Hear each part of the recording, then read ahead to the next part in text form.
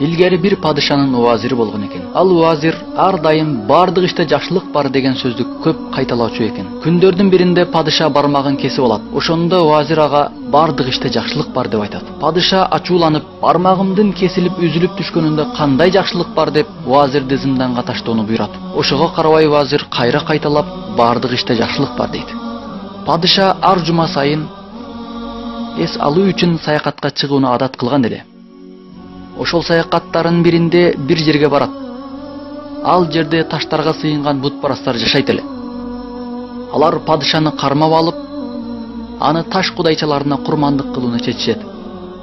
Падышаны союга камынып турганда анын бармагынын кесилгенин көрүшүп калып, бир мүчөсү кемтик болгон курмандыкты кудайчаларына арноону ылайык көрбөй, падышаны кое жиберишет. Падыша ал жактан кайтаар замат зынданга ташталган уазирине келип аны бошотот да ага болгон окуяны айтып берет. Жана андан сурайт: кесилген бармагым себептүү өлүмдөн кутулганым мен үчүн жакшылык болсо, а сенин зынданга түшкөнүңдө сен үчүн кандай жакшылык бар дейт. Уазир: жакшылык сени менен бирге барбаганым деди. Андай болбогондо бүгүн бутка арналган курмандык сенин ордуңа мен болуп калмакмын дейт. Бардык иште жакшылык бар.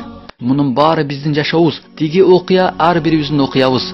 Бардыгыбыздын жашообуз падышанын жашоосуна окшош. Анын уазирине окшогон адамдарды көрсөк ачууланабыз.